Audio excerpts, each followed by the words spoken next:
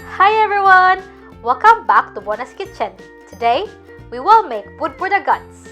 Food for the gods is named as such apparently because it is denoting lavish ingredients meant for gods, which also denotes to rich people or people on higher authority, since dates and walnuts are quite expensive in my home country. This heavenly treat is a popular Filipino recipe to make and give away for Christmas. Let's get baking!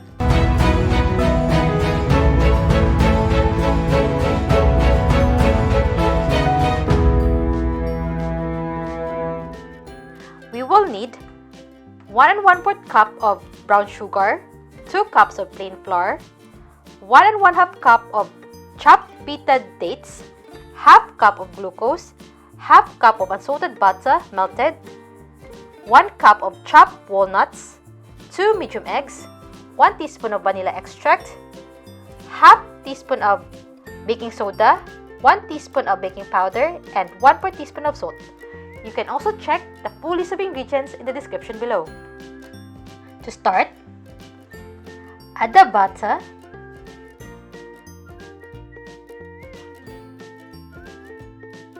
and sugar,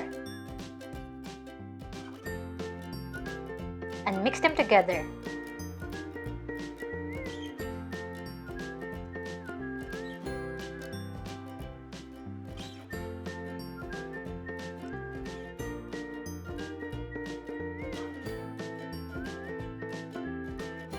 Then, add the eggs, vanilla extract, and the glucose.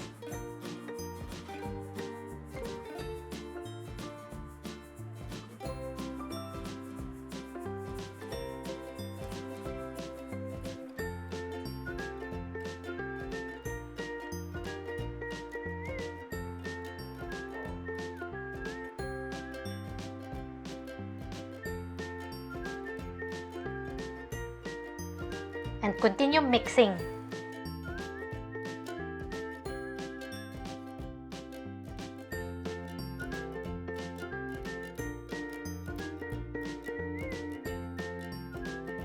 Now, sift the flour, salt, baking soda, and baking powder.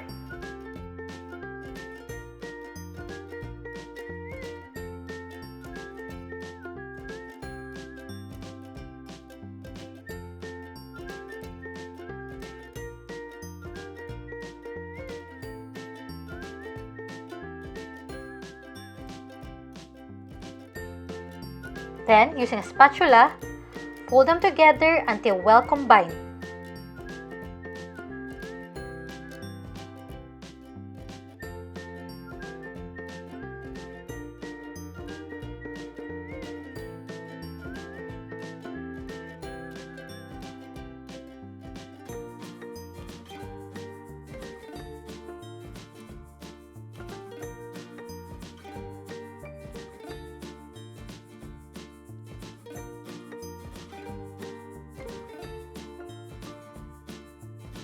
Now, add in the chopped walnuts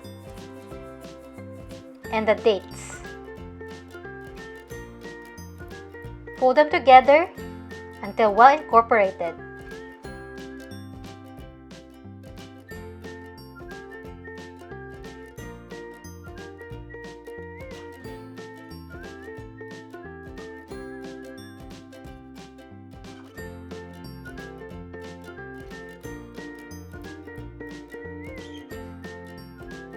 Then, transfer it into a 9 by 13 inches baking pan lined with parchment paper.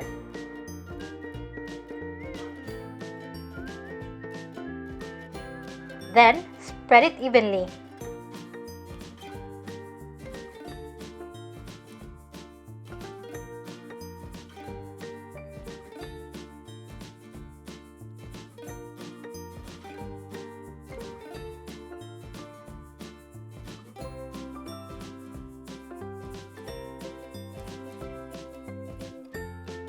Bake this in a preheated oven of 175 degrees Celsius for about 20 to 25 minutes or until toothpick inserted in the center comes out clean. After baking, let it completely cool before cutting them.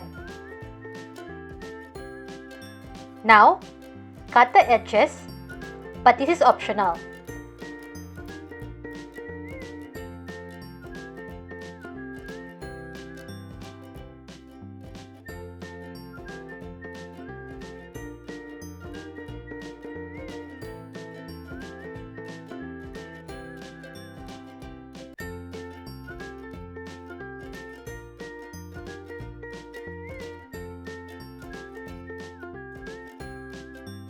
Now, divide this into 24 portions.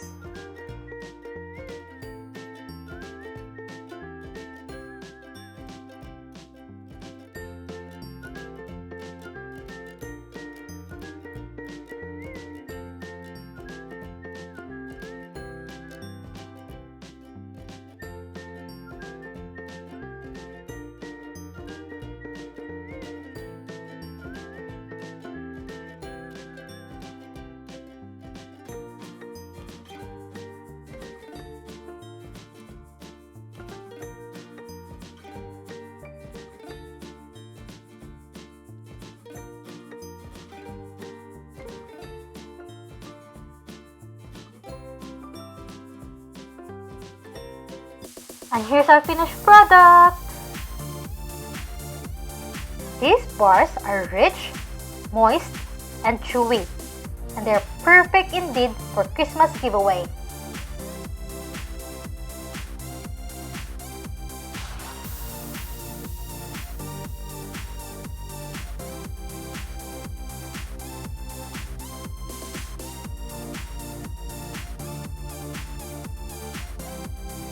If you like this recipe, don't forget to give me a thumbs up.